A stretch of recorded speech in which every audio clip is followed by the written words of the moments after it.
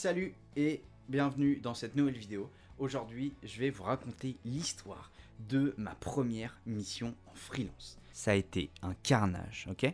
Mais il faut absolument que je vous la raconte parce que effectivement, ça a été très dur. Voilà, j'ai absolument tout fait de travers, mais j'ai aussi appris beaucoup de choses et il y a surtout quasiment que du positif qu'en est ressorti de cette histoire. Donc, je voulais vous la partager pour vous montrer aussi les côtés évidemment positifs, mais parfois les côtés négatifs du freelance. On se replace dans le contexte. On est en août 2016. Je viens de valider mon master un mois avant. J'ai fait mon stage de fin de diplôme dans ma propre boîte. En fait, on a monté une start-up avec des amis, donc j'ai déménagé pour monter cette boîte et j'ai eu l'occasion de faire mon stage dans cette entreprise. Le problème à l'époque, c'est qu'elle ne rapporte absolument rien. J'ai eu, si, ma rémunération de stage, mais évidemment, ça ne sert pas à faire vivre quelqu'un, en tout cas pas pour très longtemps. Et donc, je me dis, le meilleur moyen pour continuer à bosser sur ce projet-là, cette entreprise, et en même temps à pouvoir vivre et garder une flexibilité, ben, je vais tout simplement devenir freelance. Et c'était une super idée parce que j'avais aucun contact, j'avais un crédit étudiant à rembourser, et donc c'est vraiment à ce moment-là où vous vous dites, je vais devenir freelance. Ne faites pas ça. Moi je l'ai fait, donc j'ai créé mon entreprise en août, début août, en plus dans l'été, donc vraiment le meilleur timing, là où toutes les entreprises, ben, tout simplement, sont en vacances. Et là, merveille, j'ai une grosse boîte qui me contacte avec un contrat à 10 000 €. Jamais. C'est absolument faux, on me contacte pas, et j'attends, donc j'essaye de lancer des gens, d'essayer de faire marcher le peu de contacts que j'ai, et je vous avoue que je commence à désespérer un peu, mais au bout de la 3e semaine, le, je crois, 22 août 2016, je reçois un message sur Malte. Alors là, ce qui est formidable, c'est que je peux même vous lire le message. Évidemment, on va garder les noms confidentiels, même si c'est pas extrêmement secret. Je reçois le message suivant. Bonjour Nicolas, je suis Axel, chargé du recrutement chez... Un client nous a donné une mission de transformation d'une formation, aujourd'hui en format Flash vers de l'HTML5. Nous n'avons pas le temps de nous occuper en interne et nous cherchons quelqu'un pour la réaliser parfaitement.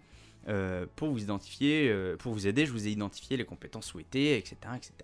La livraison à notre client est prévue début septembre. Là, normalement, déjà, on s'alarme. On est, je rappelle, le 22 août.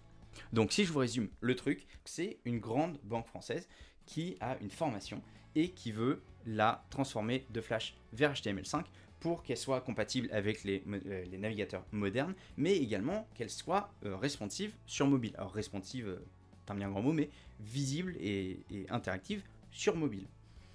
Moi, à première vue, je me dis, ok, je connais pas le Flash, mais de toute façon, il n'y a pas forcément besoin. Si on va avoir les assets fournis par la banque, on va avoir globalement ce qu'il faut qu'il se passe, il va y avoir des quiz, il va y avoir des choses comme ça, c'est une formation. Donc, moi, je lui dis, ok, effectivement, les délais sont très courts, mais il faut que je vois les modules e-learning avant, évidemment, de donner une estimation du temps que ça va prendre. Il me dit, ok, pas de souci, et bah écoute, je te montre les modules. Et donc, effectivement, là, c'est un peu plus gros que ce que je m'attendais à des petites images, des quiz, des choses comme ça, mais non, c'est en réalité un dessin animé, des dialogues, de la voix off, des trucs vraiment un petit peu sur un thème Star Wars, avec vraiment des longs moments de dialogue, d'explication, etc. Puis un quiz interactif, puis on débloque des choses, etc. etc. Et donc là, moi je regarde un petit peu et je me dis, ok, si on va me filer les vidéos, j'ai à peu près le contenu des quiz, globalement, puisque j'ai le module. C'est assez long, mais je me dis c'est long parce qu'il y a de la vidéo. À l'époque, je crois que mon tarif journalier, pareil, ne faites pas ça, mais c'était 200 €, je crois. Et donc, je lui facture, je lui fais un devis pour 1500 €, je crois. Et là, moi, je suis ravi parce que 1500 €, ça me paraît énorme. Alors certes, il y a 25% pour l'URSSAF, mais à l'époque, j'ai jamais gagné un seul salaire de ma vie, et surtout, il faut juste que je puisse manger, quoi. Donc, manger et dormir. C'est parti, on signe les papiers, on signe le contrat, etc., etc. On montre un petit peu les locaux, on fait rencontrer les gens, que des gens hyper sympas. Et donc moi je me dis, bah, ça part super bien. Il y a un autre développeur dans la boîte. Bah, par contre, je suis tout seul à bosser sur le projet, donc je suis dans le bureau. Mais en gros, j'ai personne qui va vérifier ce que je fais en termes de code ni rien. Eux, ils n'ont pas le temps du tout de s'occuper de ça. Et donc, bah, tout simplement, il me laisse carte blanche. Il me dit juste, faut que ça marche à la fin. Je me lance dans le projet, j'essaye d'architecturer ça avec des chapitres, des scènes, gérer les quiz, etc.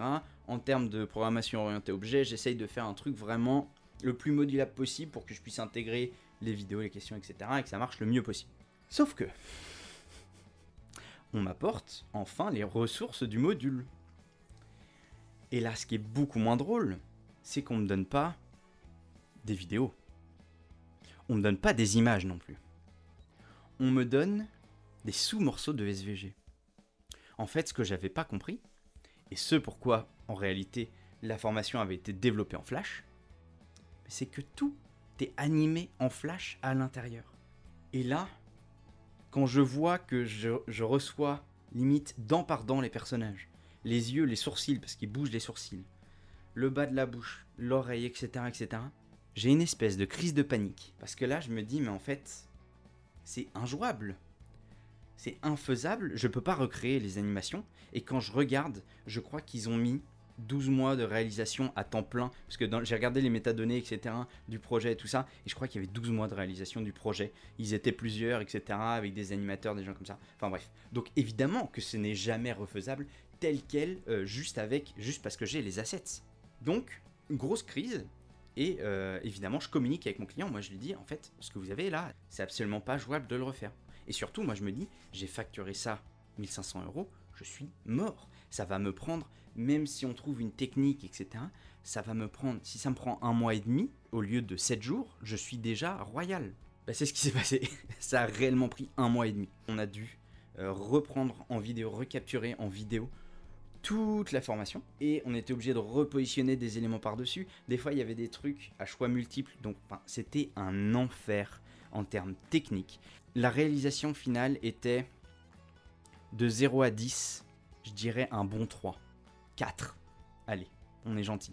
Mais réellement, on a fait de notre mieux, mais le problème c'est que avec le temps imparti, avec ce qu'on nous avait fourni et tout ça, c'était infaisable correctement. Et le projet, au final, je crois, n'a jamais été déployé parce qu'il est revenu en validation, on l'a envoyé en recettage, etc., etc. Il a fait 1000 allers-retours, j'ai fait des modifs, etc. Et je pense même pas qu'aujourd'hui, il soit en prod quelque part, parce que réellement, en fait, c'était la manière dont ça avait été fait en Flash, et ça marchait extrêmement bien en Flash, et c'était super. Mais juste à refaire comme ça, c'était injouable, c'était impossible de le faire correctement. Alors, on peut se dire, la mission, au final, évidemment, c'était pas un succès, parce que moi, c'était compliqué, mais surtout, j'ai eu, pendant cette mission-là, des propositions de mission qui étaient plus intéressantes en termes de contenu, en termes de contenu et de rémunération, on va dire, mais je pouvais pas les prendre parce qu'il fallait que je finisse ce truc-là contractuellement, et donc, j'ai perdu des missions bien plus rémunératrices que ça, donc évidemment, c'était un échec, on va dire. Mais là où il y a eu quand même des côtés positifs, c'est que d'une, je ne refais plus ça, je n'accepte plus sans avoir les ressources, les images, les vidéos, etc. Il faut que je vois exactement comment va s'articuler le projet en termes techniques et de ressources. Et le côté positif, c'est qu'en fait, mon client premier a vu que on s'était fait berner tous les deux et que moi, je travaillais bien, que je discutais, que j'échangeais avec eux et que dès qu'il y avait un problème ou quoi que ce soit, j'essayais de trouver une solution. Je disais pas juste c'est impossible et claquer la porte. On a essayé de trouver des solutions ensemble. Ça s'est bien passé. Et donc à la fin, le patron de la boîte m'a dit bah écoute, si jamais tu cherches un poste de développeur, on te prendra avec grand plaisir parce que on a aimé collaborer avec toi, même si le projet évidemment c'était un échec. Ils ont bien vu que c'était pas de ma faute. Donc au final, c'était plutôt positif comme expérience. Très négatif sur beaucoup de points. Ça m'a mis dans la merde financièrement. Honnêtement, j'avais, comme je disais, j'avais un crédit étudiant à rembourser, plein de trucs. Donc ça m'a mis dans la merde. Mais quand même, ça m'a appris beaucoup de choses. Ça m'a offert une belle opportunité derrière. Évidemment, je le referai pas. Mais, et je le conseille pas à d'autres de le faire, mais je peux pas dire que cette expérience, même si ça a été un carnage, ça, clairement, on peut pas le nier. C'est quand même, au final, quasiment 6 ans après, un bon souvenir teinté de grandes déconvenues, mais un bon souvenir quand même. En tout cas, j'espère que cette histoire et cette vidéo vous aura plu. Moi, je vous dis à très bientôt pour une nouvelle vidéo. Ciao! Évidemment, si vous vous reconnaissez un peu dans mon histoire et que vous avez eu des histoires un peu similaires, n'hésitez pas à me les mettre dans les commentaires, je me ferai un vrai plaisir de lire vos heures de souffrance sur des projets absolument abominables. Et n'oubliez pas de vous abonner à la chaîne pour ne pas louper la prochaine sortie de vidéo.